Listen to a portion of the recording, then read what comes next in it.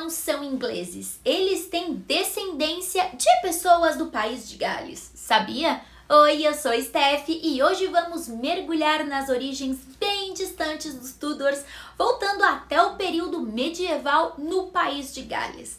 Essa história envolve uma boa mistura de guerreiros leais, diplomacia e até mesmo um caso de amor real que moldou uma das dinastias mais famosas da história inglesa. Bora começar! A história dos Tudors começa no final do século XII, quando a família ainda não era poderosa e nem famosa. De fato, os primeiros Tudors não eram ingleses, mas galeses. Essa dinastia traça as origens a um homem chamado Eadnyfed Fincham, que nasceu em algum momento no final do século XII. Eadnyfed serviu como conselheiro militar para os príncipes do reino Cined, no país de Gales. Ele foi um homem de muitas responsabilidades e serviu como senescal, o que o tornava uma figura-chave nos banquetes, julgamentos e cerimônias. Essencialmente, ele era o braço direito do príncipe. Mas, mais do que isso, Eadnyfed era um guerreiro leal e eficiente. Sua importância cresceu durante os conflitos constantes com os ingleses. Naquela época, o país de Gales estava sob pressão constante da Inglaterra. Quando o rei João Sem Terra enviou suas tropas para conquistar terras no norte do país de Gales, Eadnyfed só não defendeu seu país, mas como também trouxe a cabeça de 3 senhores ingleses como troféus. Isso mostra como o cenário de guerra medieval era brutal e violento. Em troca dessa lealdade e habilidade, ele ganhou terras e foi elevado a um status de nobreza. O seu brasão, aliás, continua com 3 cabeças de inimigos ingleses, simbolizando seu sucesso militar. Além das recompensas materiais, ele recebeu um título vitalício e a isenção de impostos. Naquela época, a isenção de impostos era um privilégio raríssimo, normalmente concedido para a realeza, ao clero ou à alta nobreza. Isso significa que, em termos práticos, ele tinha um status quase real, o que era de enorme reconhecimento com a sua importância. Mais tarde, para solidificar ainda mais a sua posição, ele se casou com a princesa Genliar, ligando a sua família à realeza galesa. Esse casamento foi o primeiro passo da família Tudor rumo à ascensão que culminaria na coroação de Henrique VII séculos depois, e eu cansei de falar esses nomes em galês. A relação entre Eadnyfed e os príncipes de Cined, particularmente Lynele o Grande, ilustra a rede de alianças galesas que foram fundamentais na resistência contra o avanço inglês. Acho que eu vou ter que aprender galês.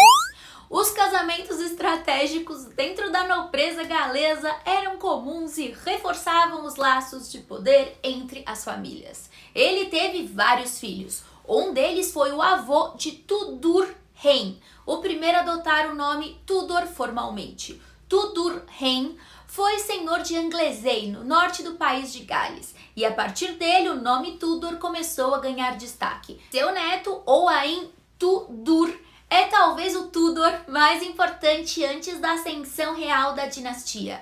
Ele nasceu entre 1390 e 1400 e viajou para a Inglaterra, onde o nome da família foi inglesado para Tudor.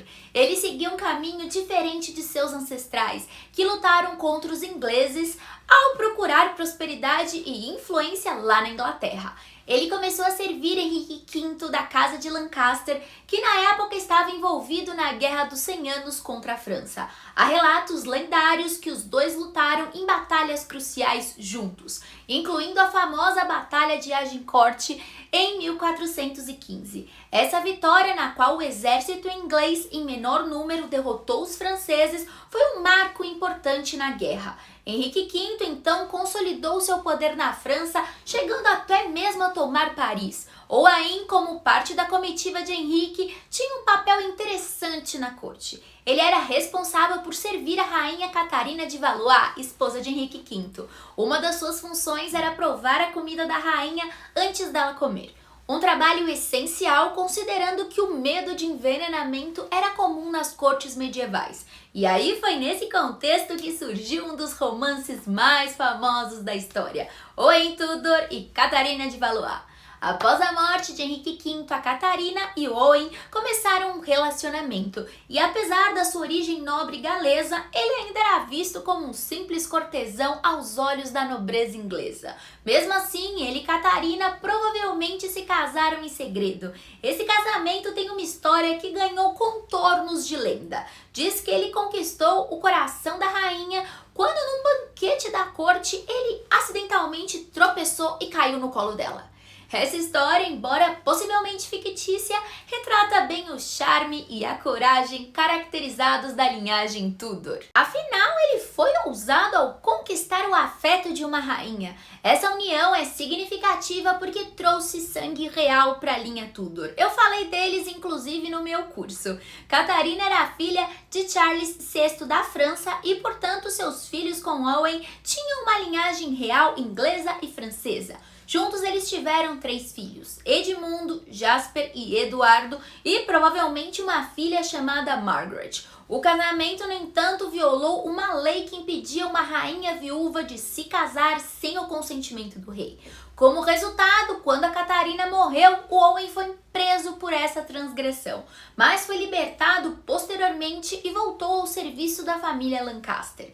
Ele permaneceu leal aos Lancaster e lutou ao lado deles, mas foi capturado na Batalha de Mortimer's Cross em 1461 e executado por Eduardo de York, que seria Eduardo IV. Suas últimas palavras foram românticas: "Essa cabeça deitará no cepo que costumava deitar no colo de Catarina." Ele pode não ter vivido para ver o triunfo da sua linhagem, mas foi através de seu filho Edmund Tudor que a família chegou no trono. Ele se casou com Margaret Beaufort e juntos eles foram os pais de Henrique VII, o primeiro rei Tudor que derrotou Ricardo III na Batalha de Bosworth em 1485, encerrando a Guerra das Rosas e fundando a dinastia que governaria a Inglaterra por mais de um século. Lembrando que essa vitória de Henrique teve um grande impacto não apenas na Inglaterra, mas também no país de Gales. Ele era visto como um herói galês e, ao adotar o dragão vermelho galês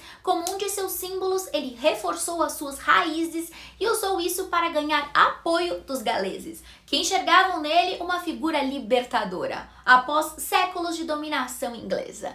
A história dos Tudors, então, é uma história de ascensão lenta e calculada, com alianças, lealdade, guerras e casamentos estratégicos. Tudo começou nas montanhas e vales do país de Gales e culminou na coroação de uma das dinastias mais famosas e minha preferida. Eu espero que você tenha gostado do vídeo. Se inscreve no canal, a gente tem vídeo todos os dias às 19 horas. Um beijo e até o próximo vídeo.